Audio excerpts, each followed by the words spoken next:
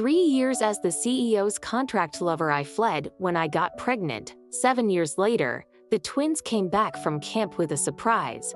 I signed a 3-year contract with the CEO. When I unexpectedly became pregnant, I ran. 7 years later, my twins returned from a summer camp wearing matching high-end bracelets and told me a handsome stranger had given them the gifts. What happened next stunned me. Lucien Vance, a powerful tycoon in the capital, once kept a beautiful canary in a gilded cage. That canary opened her own door and flew away, determined to be independent. I stood at Teoxian Airport and told myself I could raise my 2 children on my own, far from that world. I never imagined those 2 little troublemakers would somehow pull their father back into our lives. When Lucien threw the paternity test results at me and sneered, "Still making up lies? Who are you trying to fool?" I was reminded of my naive early days as a junior secretary when I first met him, the newly appointed chairman. He had come to the interview in person. Through a strange set of circumstances, I signed a secret agreement and became his hidden companion.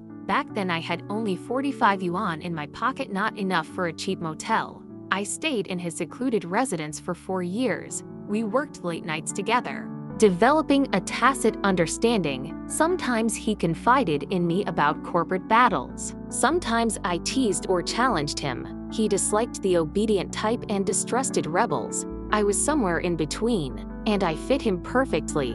Everything shattered the day I discovered I was pregnant. My period was late. I bought a test kit and hid in the bathroom. 2 lines. Panic rose in me, but my mind was already made up. Our agreement had been clear. Pregnancy would end the arrangement, but this life inside me felt intentional. I couldn't abort it. I yearned for someone related to me by blood. I had long since lost both parents. His name flashed on my phone. Old Blue. My fingers trembled as I pulled up my pants and answered. He sounded irritated. "I have to go abroad for a week. My flight's this afternoon. I won't be back tonight." He was upset because that morning I'd sent him a photo of a new, daring silk nightgown I planned to wear for him. I tried to sound casual. "What about your things? Aren't you coming back for them?" He said he had spare travel items at the office. Before hanging up, I blurted his name. "What is it?" he asked. "Nothing. I just had a dream," I said softly. "A baby was in my dream." After a pause, his voice flatly replied, "Don't overthink it." The call ended. I looked at myself in the mirror. Pretty face, smooth skin, long black hair, like a canary in a cage. I had no illusions our relationship was contractual. I wasn't Mrs. Vance. I couldn't keep fantasizing. I used his business trip to execute my plan. Over the years, I'd secretly saved an 8-figure sum, enough to live comfortably, and discreetly consigned many of the designer bags and jewelry he'd given me. In 3 days my account swelled. Everything was ready. I gave the villa staff time off, told the cook to buy my favorite clams so it looked like I wasn't leaving, packed a small suitcase, and walked away. I left a letter and, on impulse, tossed that silk nightgown into a roadside trash can. Standing at the gate, I shed one tear, then left. Winter came early in the Northeast. Outside the arrivals hall, Yvonne waved at me. She was my college best friend, loud, loyal, and from the same region. She spotted my flat belly and asked a flurry of questions, and I told her calmly, "I ran. From now on, you're the kid's godfather." Yvonne laughed and fussed over everything as if we'd never been apart. In August the next year, the delivery room blessed me with twins, a boy and a girl. The boy came first, then his sister. Yvonne burst into tears when she saw them, lying in the hospital bed, exhausted but content. I felt I finally had family. Years passed. The twins started kindergarten. One day I caught Lucien on a financial news channel, a sharp suit, calm under the flashing lights. A cheap, homemade bracelet I once made for him was fastened to his wrist next to the expensive Vacheron Constantin watch I had helped choose. I remembered how he dismissed that bracelet as childish and tossed it in a drawer. Seeing him wear it now, publicly, filled me with confusion and a touch of anger. When the twins turned 5, I opened a small cupcake shop near the kindergarten, not for money, but to keep busy. I couldn't stop the stream of Lucien's name in the news, and I needed something ordinary to hold onto. The shop also let the children raid cakes whenever they liked. One afternoon, Lily barreled into the shop, dragging Leo by the hand. Lily was loud and affectionate like me. Leo was quiet and unnaturally calm, like his father. Between them, they could melt or mortify you in a heartbeat. Lily handed me a note. The kindergarten was organizing a voluntary 4-day, 3-night summer camp in Beijing. The idea of 4 nights away from their mother made my chest tighten. That evening, I asked them if they wanted to go. Lily hesitated. I want to, but I'm scared. Leo peeped from the top bunk and said simply, I'll go with you. Lily grinned. Problem solved. I stayed up all night fretting as they left. For 4 days the shop was closed and I existed as a nervous wreck, refreshing the kindergarten's chat group every few minutes. Yvonne shoved pizza at me to stop my fretting. What are you going to do when they get married and leave someday? She teased. When the bus finally returned, I stood in the drizzle waiting by the curb. Lily leapt into my arms and planted a dramatic kiss on my cheek.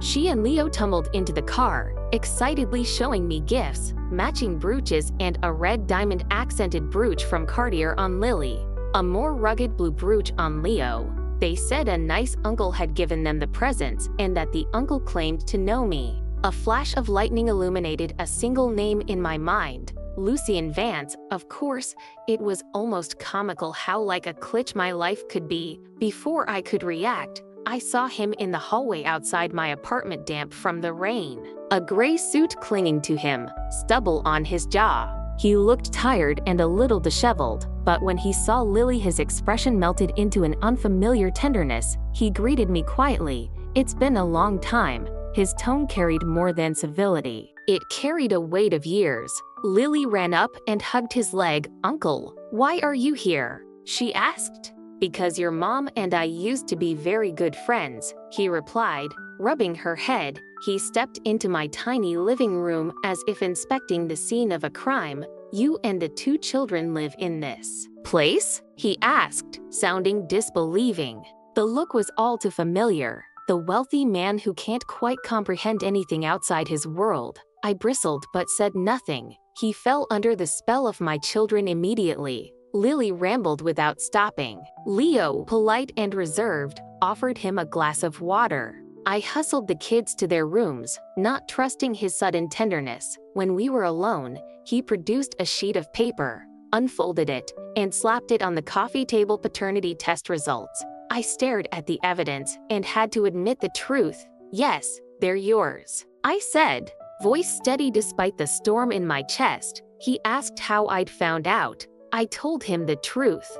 I'd seen him on a company outing and the children had been at the same location. They look like you, I admitted, and the temperaments. They're like yours too. He had me cornered. He confessed he had suspected and had arranged a test. Lucien's voice hardened. Liana, I've been looking for you for 7 years. I had people tearing your hometown apart and I couldn't find you. You were right under my nose all this time. His grip on my shoulders felt like a vice. I tried to pull free. Mr. Vance, you're hurting me. He let go but stared with furious intensity. Come back with me. Back where? I shot back. To be your hidden canary again? We only ever had a contract. I'm not your wife. He demanded fairness. Is this fair to me? 2 days ago, I didn't even know I had 2 children. How could you keep them from me? Tears fell. If I had stayed, would you have let a woman without status bear your heirs? Would you have accepted us? I asked. He seemed momentarily breached by something like regret. He drew me into a sudden, clumsy hug. I'm sorry. I didn't expect you to get pregnant. I'm sorry you suffered. For a moment I let myself be comforted by that warmth. From then on he was present more often in our lives. He couldn't give up his corporate duties. So he split time between the office and our home. He suggested staying over. The kids loved the idea. I didn't let him move in permanently. The house, for now, was still mine and I had veto power. He tried to buy an apartment next door, and when owners refused, he paid top dollar for the unit to floors below. He managed, in less than a week, to win over 2 little traitors who refused to be on my side. "Mommy, let Uncle Lucien sleep in our room. He can sleep on the floor," Lily pleaded. Leo, blunt and earnest, said, "I need a dad." I flinched inwardly and joked, "Dads aren't like Legos you can pick off a store shelf." Soon he began openly picking up the kids from kindergarten. His words about childhood without a father and the scars it leaves were persuasive. He framed his desire as a moral duty. I found it hard to refuse. One Friday he went to pick them up as usual, and while I was in the shop, the clock struck 5 and they didn't come back. Lucien called, panicked, "They're lost," he stammered. My heart dropped into my stomach. I locked the shop, ran several red lights, and tore through the city searching. Yvonne had already organized a search and called the police. We split up. I rushed the underground mall while Lucien combed the square. After an hour, exhausted and terrified, my phone rang. An unknown landline said the children were safe at the police station. Relief felt like the physical loosening of every tendon in my body, quickly followed by sharp anger toward Lucien. At the station, the kids were unharmed. I hugged them until they giggled and said they wouldn't run off again. When I turned, I saw Lucien face bruised, swollen, sheepish. His wounds were superficial. I worried anyway. He looked hurt and guilty, and my anger melted into gratitude that he had cared enough to risk himself. The truth was stranger than it seemed. The children had run to watch a cartoon on a giant outdoor screen at People's Square and lost sight of their guardian. An elderly man who practiced Tai Chi and wielded a 9-section whip had found them and, worried, walked them to the police. Lucien, frantic and misreading the scene, had chased after the man and thrown a punch. The old man, surprisingly nimble, had defended himself and knocked Lucien out. It was humiliating but harmless, a misunderstanding that left Lucien with a sore face and a lesson in overreaction. That night, as I cleaned Lucien's scratches and applied ointment, he confessed why he'd been wearing my cheap bracelet. "When I had you, I was afraid to wear it because I didn't want to ruin it," he said. "After you left, that bracelet was the only piece of you left in my life. I started wearing it so it would feel like you were still with me. Maybe it brought me luck. I found you, and I found the children." He looked at me then and asked, quietly, "Do you still want me?" Tears streamed down my cheeks. I wrapped my arms around his neck. "Marry me," he whispered. I nodded then, with a cheeky grin, he unhooked the sleepwear I had thrown away years ago, the same low-cut silk nightgown, and declared, "You promised, no backing out. I'm staying tonight." The next day, he moved us into his place. He insisted we get a marriage certificate right away, as if to make sure I couldn't change my mind. No one in the Vance family objected. His parents were gone and he had seized control of the empire years ago. He was the head now. No one dared interfere. Leo got a game room with a starry ceiling. Lily got a princess room and a walk-in closet. When the day came for me to be given away, my son in his tiny suit and my daughter in a tulle dress held my hands as Lucien and I pledged ourselves. Yvonne sat in the audience and cried like it was the end of the world. On our wedding night, we put the children to sleep together and returned to the bedroom. He swept me into his arms for a long, feverish kiss, as if afraid I might still run. "How will you make up for all these years?" he murmured. I kissed him back. "How do you want me to make it up to you?" He produced the very same silk nightgown I had once thrown away, holding it up like a banner. "Baby," he said with a wicked smile, "time to fulfill your promise." The next day, he moved us into his place. He insisted we get a marriage certificate right away, as if to make sure I couldn't change my mind. No one in the Vance family objected. His parents were gone and he had seized control of the empire years ago. He was the head now. No one dared interfere. Leo got a game room with a starry ceiling. Lily got a princess room and a walk-in closet. When the day came for me to be given away, My son in his tiny suit and my daughter in a tulle dress held my hands as Lucian and I pledged ourselves. Yvonne sat in the audience and cried like it was the end of the world. On our wedding night, we put the children to sleep together and returned to the bedroom. He swept me into his arms for a long, feverish kiss, as if afraid I might still run. "How will you make up for all these years?" he murmured. I kissed him back. "How do you want me to make it up to you?" He produced the very same silk nightgown I had once thrown away, holding it up like a banner baby. He said with a wicked smile, "Time to fulfill your promise."